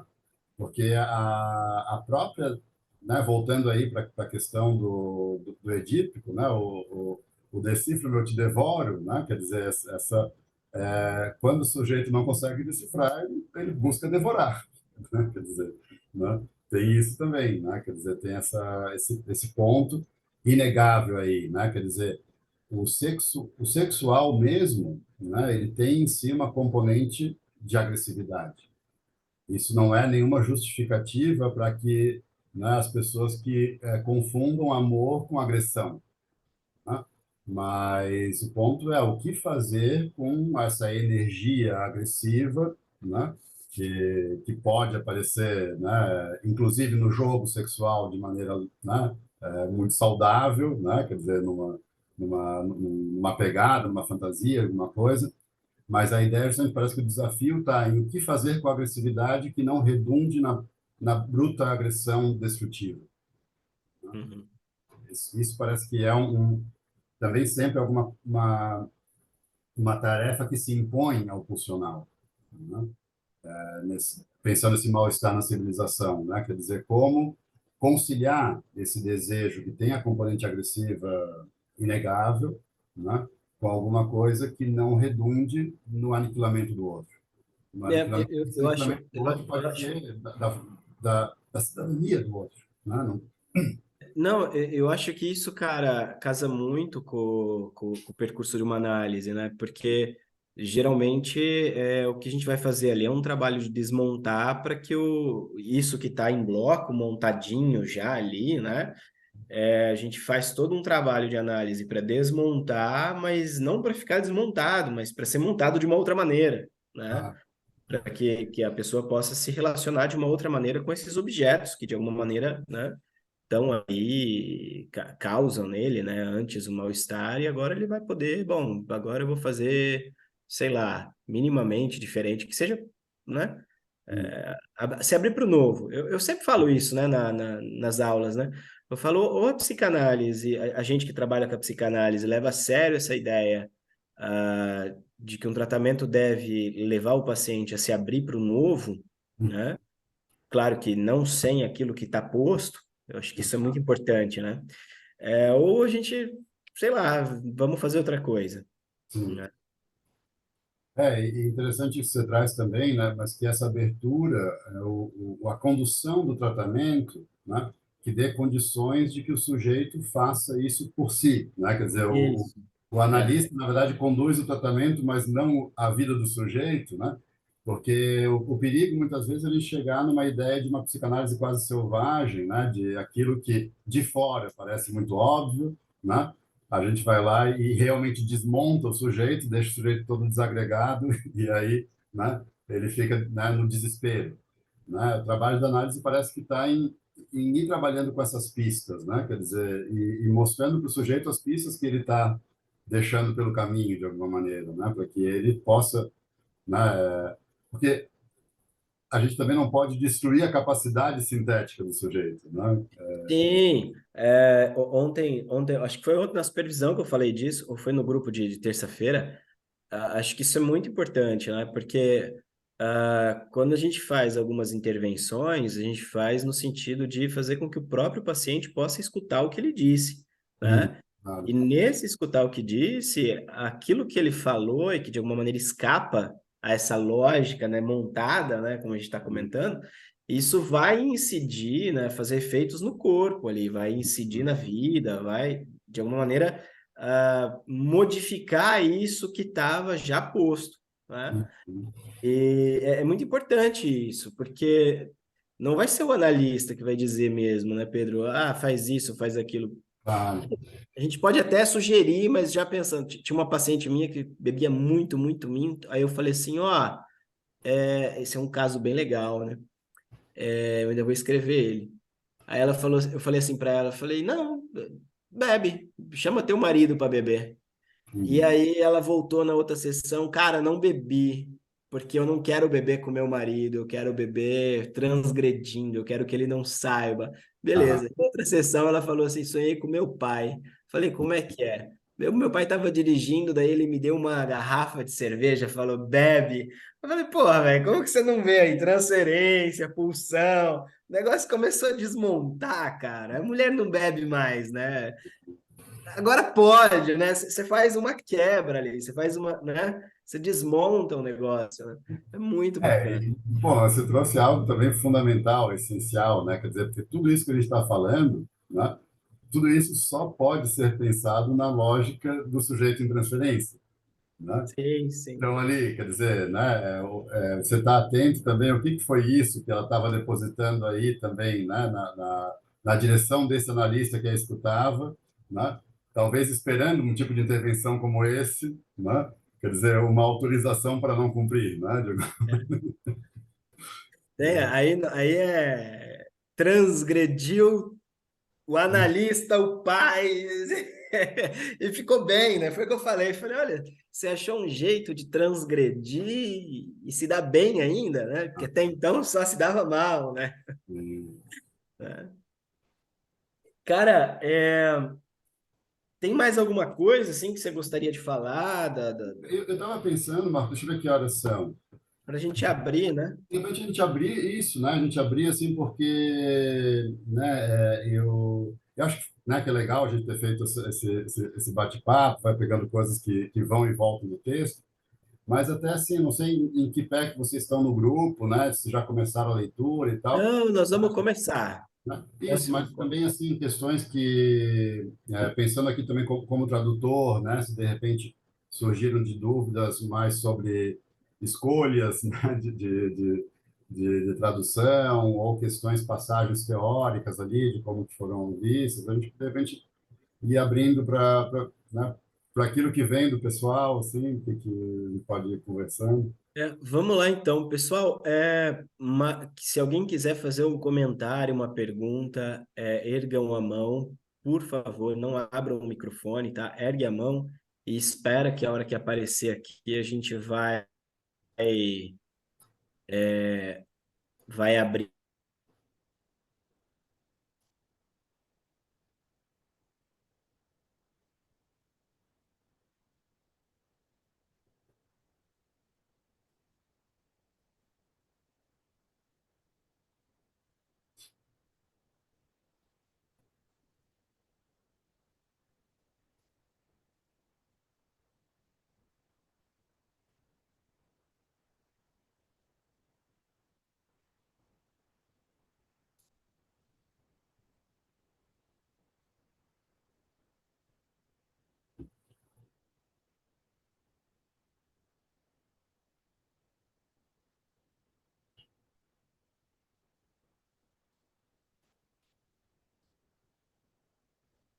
Será que caiu a conexão do Marco? Marco, Tem a você impressão que sim. mais Acho que caiu. Parece que sim. que nem jogou. Voltou. Você está entre nós, Marco? Agora eu tô. Ah, então tá. Vamos lá. Não, tá, a internet aqui tá horrível. Ontem teve uma reunião, a gente vai abrir a pós lá em Brasília também, de fundamentos. Aí no meio da reunião caiu coisa, tudo. Mas vamos lá. Vocês já fizeram pergunta já? Não, não, pessoal, acho que não sei como é que funciona a dinâmica.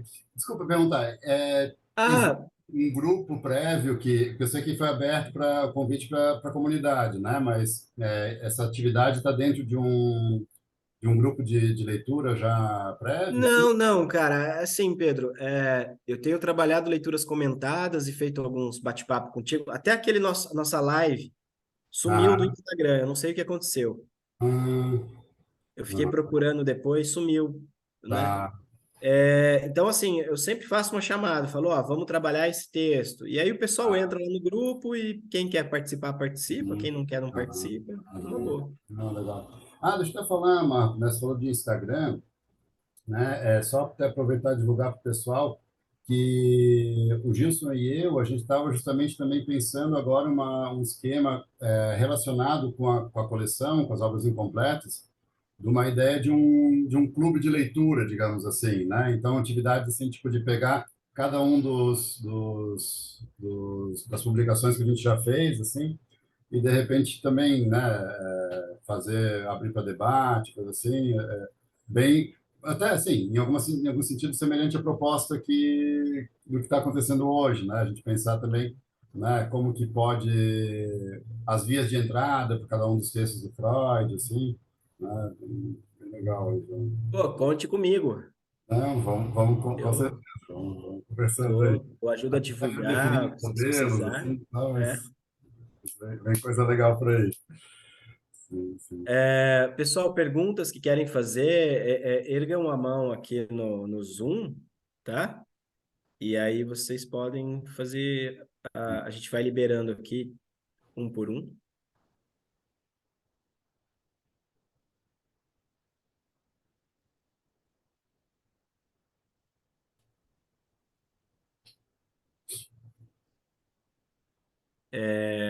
Vocês travou de novo, né? Não, a gente escuta bem. Tá. Então vamos lá. Perguntas? Alguém tem?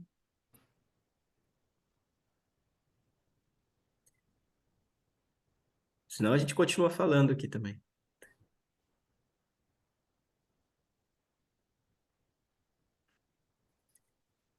Ninguém vai perguntar nada. Aproveita. O pessoal fica temeroso de quebrar o gelo, de ser o primeiro a perguntar. É, a Cláudia falou, difícil perguntar diante de tanta sabedoria. Que isso, Cláudia? Né? Ah, tem muitos furos no saber, por isso que a gente estuda. E se soubesse tudo, não. Diga, Nadir. Olá, tudo bem? Já vou pedindo desculpa porque não vou poder abrir a câmera. É um prazer estar aqui. Tudo bem, Pedro? Tudo bem, Marco? É, eu teve algumas intercorrências aqui, portanto, confesso que não pude acompanhar 100% aí a audição.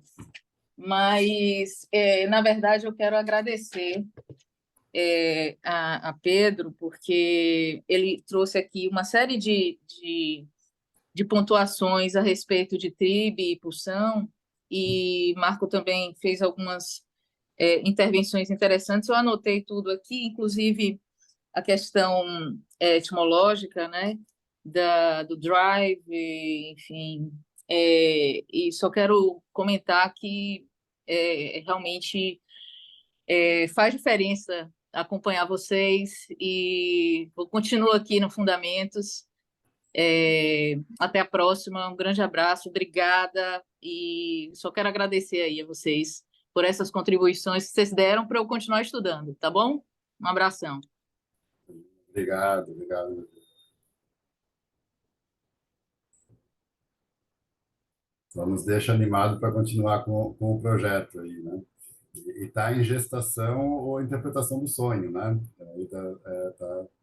Queremos muito lançá-lo em 24 agora. E com essa diferença, né? A gente está propondo a interpretação do sonho, não dos sonhos. A gente pode também, uma hora, quando o assunto for esse, a gente pode voltar a conversar sobre isso.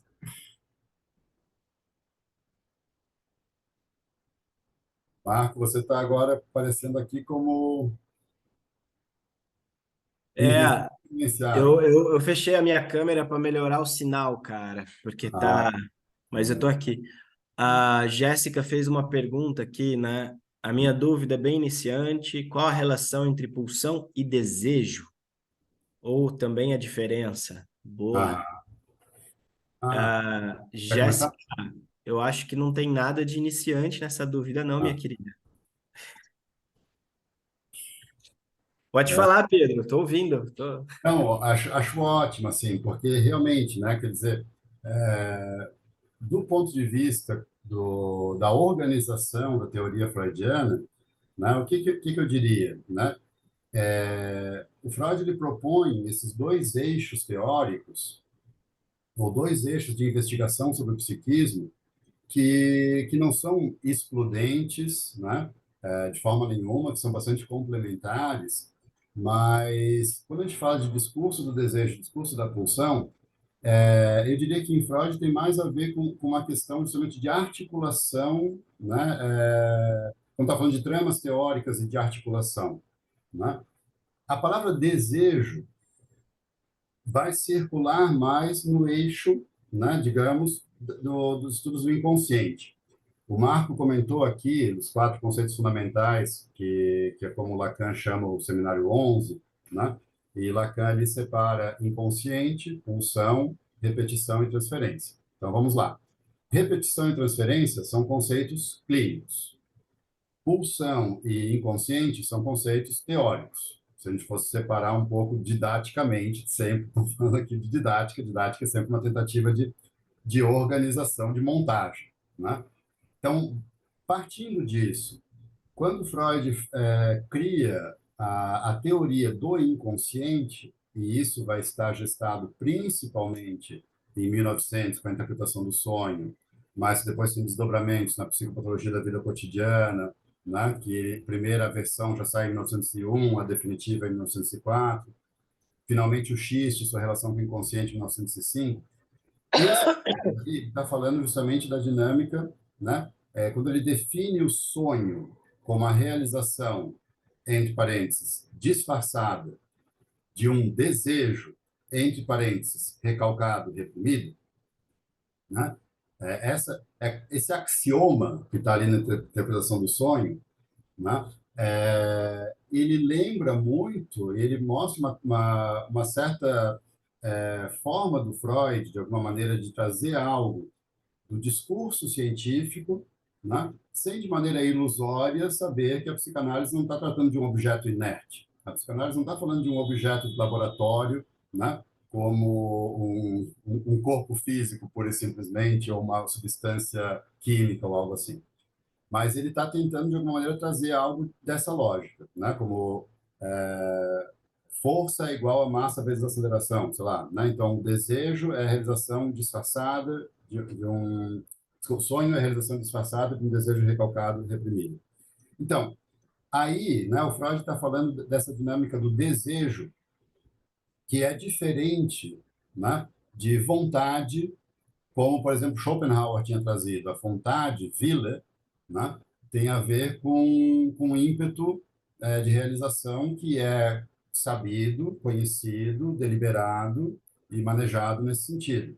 Eu posso dizer, eu estou com vontade, né, de comer bolo de chocolate. Estou com vontade de comer bolo de chocolate. Tudo bem. Ah, mas no português a gente fala que a grávida diz que está com desejo de bolo de chocolate. Não, vamos lá. Vamos separar, né? Em termos freudianos, a gente poderia dizer, né? O sujeito que diz, eu estou com vontade de comer bolo de chocolate. E ele vai lá e come o bolo de chocolate, né? Aquilo que fica depois como, putz, mas não era bem isso. Aí a gente está falando do desejo, né? Quer dizer, o desejo eu acho interessante, não sei se isso está formulado claramente assim em Lacan, em algum lugar, mas me lembra um pouco aquela passagem do Walter Benjamin, que fala da omelete de amoras, né? Que tinha um rei, né? Vou falar rapidamente disso aqui, né? Tinha um rei que ele vai dizer, né? Que ele quer que alguém faça a omelete de amoras da sua infância, né? E que o cozinheiro que conseguir fazer a omelete de amoras que ele comeu na infância vai desposar a sua filha e vai ser o herdeiro do trono, mas aquele que não conseguir vai direto para a forca, né? E daí eles vão atrás do melhor cozinheiro do reino, trazem ele até o rei, né? E pede para dizer, tá, mas tudo bem, mas eu quero saber um pouco, né? Não sobre os ingredientes propriamente dessa omelete, mas eu quero saber a circunstância que o senhor provou essa omelete. Ah, muito bem lembrado, né? Foi no momento em que nosso reino foi invadido pelo reino vizinho, né? E eu e o meu pai, a gente teve que se esconder na floresta. A gente passou dias, né, sem ter como nos alimentar, até que a gente foi acolhido por uma senhora muito gentil, né? Uma velhinha que morava numa cabana. E ela ali, né, nos ofereceu, né, com as amoras que ela tinha colhido naquele dia e os ovos que as galinhas dela tinham posto naqueles dias, ela foi lá e fez para a gente uma omelete de amoras e nos serviu, e aquela foi a melhor comida que eu já provei na minha vida. Eu estou até hoje, né, atrás dessa omelete de amoras, né? E aí o cozinheiro, muito sábio, diz: poupe-me do meu trabalho e me mande para a forca, né?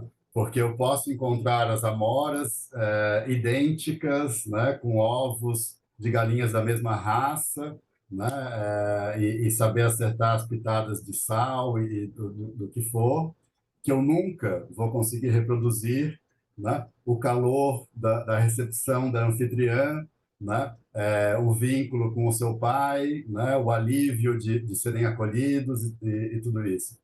Então, o desejo, nesse sentido, ele é a diferença entre o demandado e o recebido, né? A gente pode dizer que o desejo está muito mais dentro dessa dinâmica, digamos, né? Daquilo quer dizer, né? Daquilo que brota do inconsciente, mas que na superfície, digamos, da consciência, a gente tenta traduzir por vontade, mas nunca é sempre uma tradução deficitária, digamos assim, né? É, Né? Enfim, e pulsão não é que seja igual ou diferente, quer dizer, é uma outra lógica discursiva na qual o Freud vai tá colocando, né? Em certa medida, quer dizer, desejo na psicanálise está mais associado com isso que eu estava falando, né? Com esse quinhão da diferença entre demandado e recebido, com isso que tem a ver com uma força, né, inconsciente de demanda, né?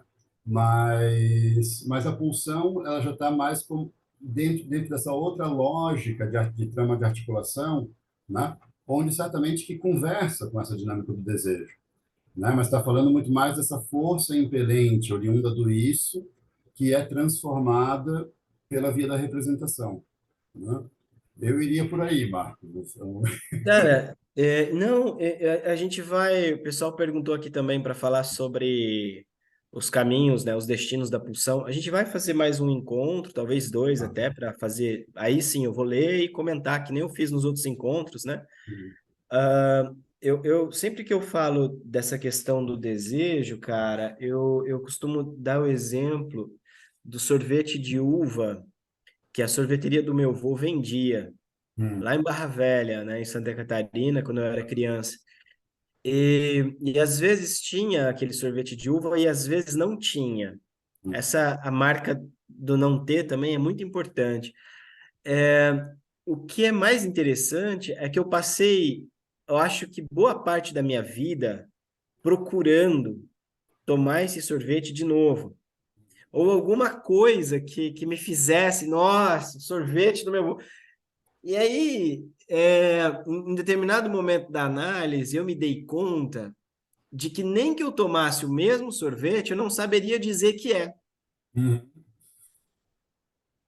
Porque não se trata, mais uma vez, da coisa, né? Mas de tudo. Ó a representação aí, ó. Mas de tudo aquilo que a coisa pode representar, né? claro. Então, Não é aí eu acho que a gente pega a produto questão do sorvete. desejo, né? O que eu procuro, de alguma maneira, que me aparece como vontade, são esses objetos que eu vou atrás e abro a geladeira e pego, como, ou abro a geladeira e falo, não tem nada para comer, e a geladeira cheia, né? Ah, Porque o desejo está muito mais nessa perspectiva disso que escapa, né? uhum, Mesmo quando você encontra o objeto, sim. supostamente deveria. né, satisfazer alguma coisa. Alguma coisa satisfaz, mas Ah, tem aquele outro, né? sim. E aí Não, eu acho que é nesse ponto disso que ah, não satisfaz que a gente consegue articular a questão da pulsão também, né? uhum. Pois é, porque aí, né, quando você foi falando dessa questão do sorvete, aí me fez pensar também, e a metáfora que eu utilizei que também foi de nutrição, né, que não se trata de nutrição, né, tão somente, porque aí a questão da relação do desejo com a pulsão, agora eu vi uma ponte possível, que é essa questão do apoio, né? Quando a gente Aham. diz ali que o ínfant está desesperado de fome, e não vamos aqui também, né, dizer que né, porque o Lacan às vezes nos dá quase a ideia de que a pulsão nada tem de biológica, né, alguma coisa assim, porque é um pouco embaraçoso que nos 3 ensaios sobre a teoria sexual, o Freud usa a ideia de Naturtrieb, né, um trieb natural, que é praticamente o sinônimo de instinto.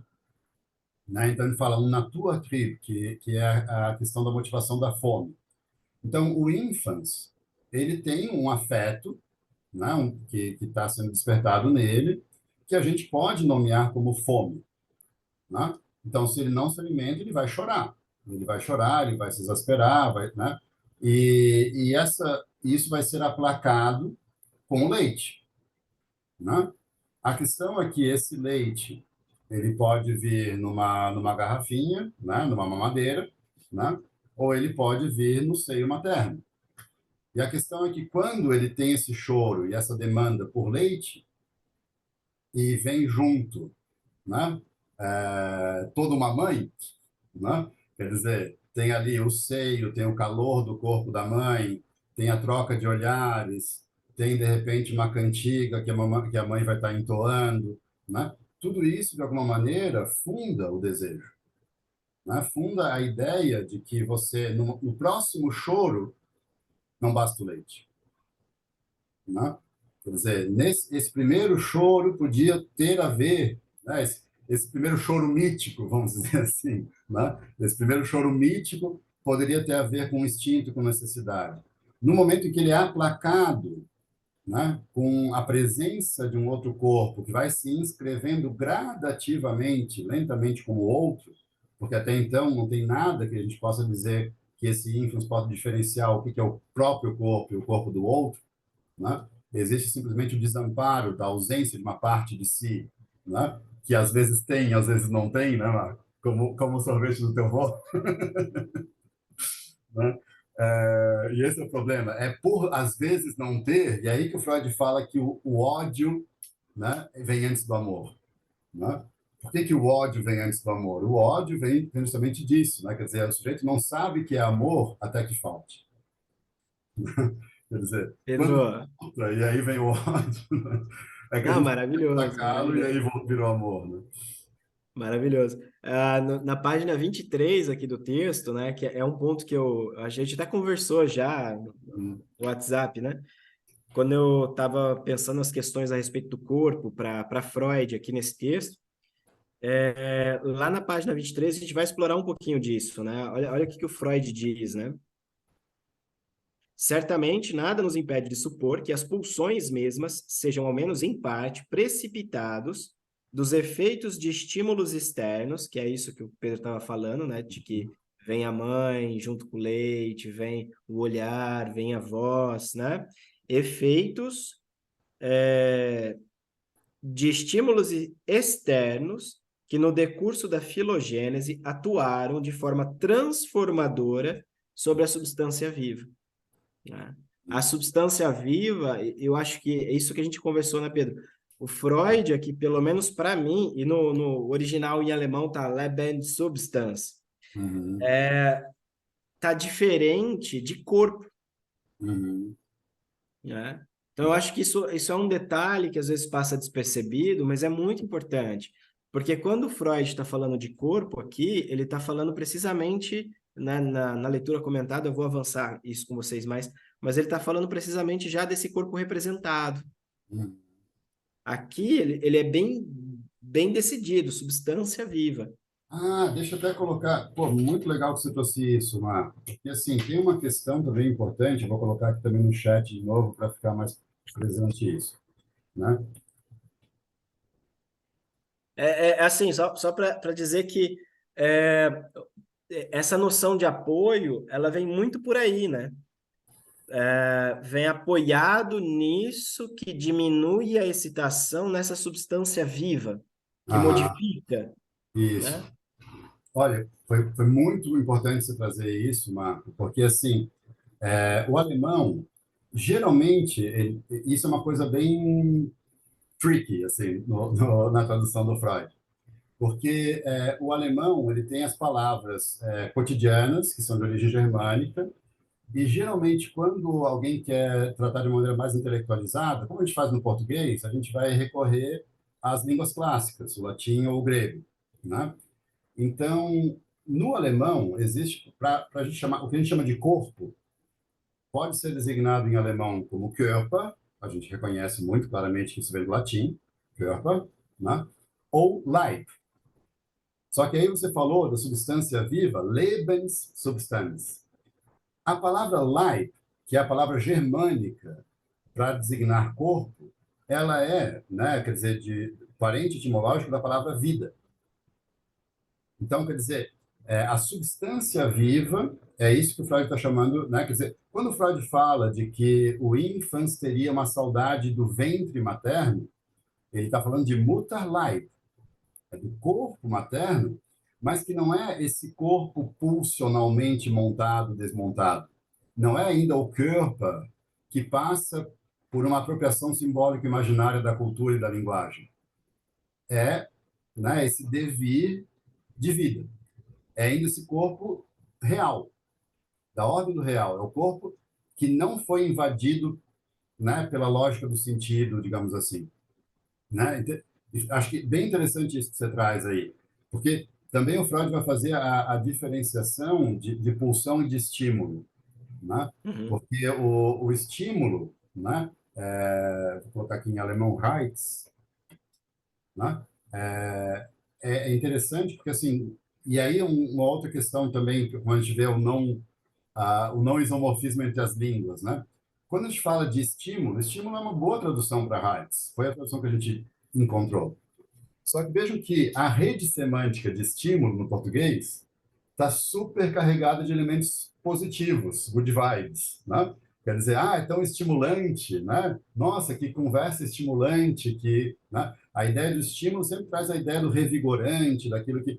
E no alemão, Reiz, né? Até a questão sonora, né? Reiz tem a ver com irritação, né? Tem a ver com aquilo que fere, que conduz, né? Quer dizer, com a ideia do contundente e tal. E a gente pode pensar, né? Como uma carícia, que pode começar com uma coisa muito agradável, né? Imagina, né? As torturas chinesas, que eram, por exemplo, né? Muitas vezes a partir disso, né? Que era uma coisa que poderia ser prazerosa na sua origem, mas imagine uma pessoa fazendo carinho na sua cabeça. Que delícia, né? E se essa pessoa não tiver pressa e ficar 10 minutos, meu Deus, que maravilha, né? E se ela dispuser de meia hora, que bom, né? Agora imagine ficar 4 dias deitado numa cama recebendo essa carícia. Você vai enlouquecer, né? Um bom exemplo disso, Pedro, é quem tem gato. Você Como assim? faz carinho no gato, 10 carinhos, beleza. Sim, sim, 11 você sim. perde a mão. Sim, exatamente, perfeito, perfeito, né? Porque o Freud falava que a relação que ele vai estabelecer, né, do que ele vai chamar de pulsão, tem a ver que o estímulo sempre é uma coisa que parte de fora para dentro, né? Você tem um estímulo luminoso, por exemplo. Um estímulo luminoso incide sobre a sua retina, você vai ter a contração, né, das pupilas ali, de alguma maneira, para, né, para filtrar aquela luz, para que você responda. E sempre a resposta a um estímulo, né, externo é no sentido do princípio de prazer, né, de evitar o desprazer. Né? Você vai cessar o desprazer. Então, se tem um estímulo luminoso muito forte, eu coloco um óculos escuro, né? Se tem um estímulo muito forte de um raio solar sobre a pele, você vai procurar a sombra. Agora, o Freud começa a dizer que a coisa fica mais complexa quando a gente tem os estímulos internos. E a fome poderia ser, né, um estímulo interno que é uma pulsão natural, né? Um Naturtrieb, que até aí a gente poderia chamar miticamente de instinto. Por que eu falo miticamente? né? Porque, quer dizer, o ser humano ele já nasce humano, ele já nasce, né? Ele já é falado antes de falar, né? Ele já está acolhido na cultura, ele já está, né? Ele já cai na linguagem de alguma maneira, assim, né? Mas miticamente a gente poderia pensar nisso. Freud vai dizer que, né, a grande diferença do estímulo para a pulsão acaba sendo que o estímulo você pode satisfazer, você vai apaziguar, né? No momento que você retirou a ação estimulante, cessou. A pulsão é uma força constante. Por isso que, né, eu tive contato com o tradutor, com o Renato Zwick, que faz a tradução da LPM, né? E ele disse, não, a gente não vai traduzir nem por pulsão, que é muito francesa, nem por instinto, que é muito inglesa, vamos traduzir por impulso. Ah, que legal, impulso é uma palavra que no português a gente utiliza bastante, né? Mas aí, quando chega nessa parte do texto que ele fala da diferença de que, né, o estímulo é uma força, é uma Stoßkraft, é uma força de impacto, né, que você vai lá e cessa. E a pulsão é uma força constante, é uma constante Kraft. Né? A pulsão não conhece nem dia nem noite. E é aí que realmente entra uma lógica mais complexa dessa substância viva que você estava falando aí, da Lebenssubstanz, né? Uhum. Quer dizer, dessa coisa que, né, o circuito pulsional, né, ele é pulsacional, digamos assim. Né? É vivo, né? É vivo, né? E enquanto há vida, há pulsão. Né? Vamos para uma última pergunta aqui. Dulce, pode falar. Oi, bom dia a todos. Bom dia. Primeiramente, primeiramente, muito interessante, muito estimulante esse diálogo de vocês, realmente fantástico, né?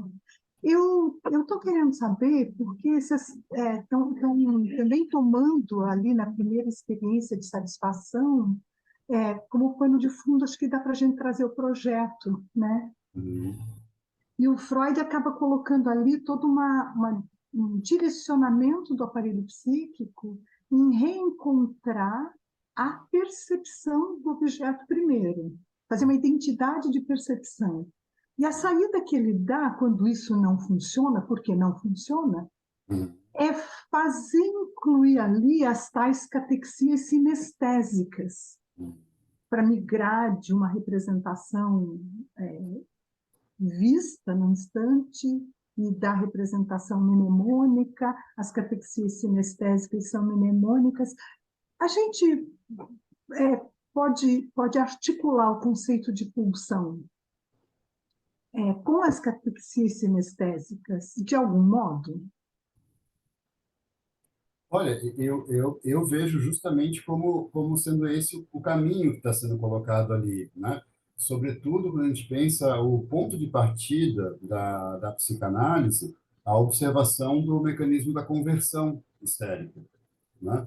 Quer dizer, a conversão histérica me parece que é justamente isso, é quando né, a ideia de que um sintagma cristalizado, né? Quer dizer, é isso que vai ser trazido para a vivência corporal, né? Quer dizer, o que não pode mais ser reacessado pela via, digamos, de uma representação mnemônica, ideativa, né? Como se esse verbo se fizesse carne, né? Nesse sentido, né? Quer dizer, claro, você fala de uma questão que é, no princípio, afeto, né? Mas que, enquanto afeto, jamais pode ser recuperado tal e qual, e tampouco como representação, né? Então parece que a questão sinestésica, né, como isso se reproduz no corpo, seja por um modus operandi desse corpo, né, que pode aparecer um sintoma conversivo, como uma gagueira, um mutismo, né, uma tosse, um tique, enfim, né, pode ser as mais diferentes formas, né, mas passa por uma questão desse circuito, né, pulsional também confluindo com o circuito nervoso, nervomuscular, digamos assim, né? Eu vejo mais por essa via, de alguma maneira, assim, né?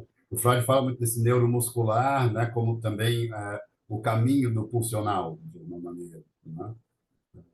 Então, eu acho até que esse é um ponto importante, né? Eu estou insistindo bastante aqui, de que a gente, por ter sido refém durante muito tempo de uma captura da psicanálise num discurso muito médico-cientificista, né? Que a gente viu pela tradução inglesa, a gente quis mais resgatar a força do simbólico, da representação e tal, mas isso está muito claro desde o início em Freud, desde o projeto na psicologia, né? É que não dá para, assim, não é que não dá para negar, né? A nossa substância é uma substância biológica, né? Que sobre ela incide a cultura e a linguagem, né? Mas isso não vai fazer com que a gente mude a nossa substância, né?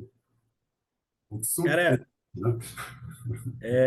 não, Pedro, eu só tenho a agradecer, né, você aí por ter gentilmente estado aqui com a gente. O Iannini quase veio, mas ele tinha outro compromisso hoje, que também acho que é uma aula aberta, né?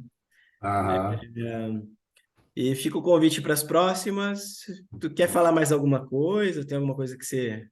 Não, eu queria agradecer, né, Marco? Acho muito legal, né, essa nossa oportunidade aqui. De repente, me desculpar para quem esperava alguma coisa mais programática, né? A gente ficou aqui mais mais fiel à livre associação e à atenção equiflutuante, né, ao que os significantes nos convocavam aqui. Mas também me deixar à disposição, né, quem tem, de repente, dúvidas mais pontuais a respeito sobretudo né, de escolhas de tradução e coisas assim, né, que também fiquem à vontade para me procurar, pode ser ali no Insta né, ou onde for, que a gente vai continuando esse diálogo aí. Queria te agradecer de novo, Mar, né? É sempre uma grande satisfação. Obrigado a todos que dispuseram aí de um sábado de manhã, né?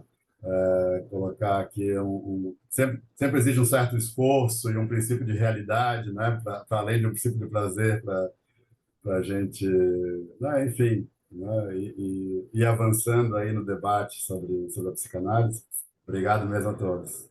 A todos. Gente, um beijão. Valeu, Pedro. Até a próxima. A gravação vai ser disponibilizada, se eu não me engano, vai estar no portal do Instituto ESP, tá, gente? Mas a gente vai tentar colocar isso no YouTube. Eu vou pedir para colocar no YouTube, para ficar aí. É gratuito, né? Público, né? Vamos tentar fazer lá, ficar para o YouTube. Um beijão e um ótimo fim de semana, pessoal. Tchau, tchau. Valeu, pessoal. Tchau, Até. Obrigada, Pedro. tchau. Tchau. Obrigada. Tchau, tchau.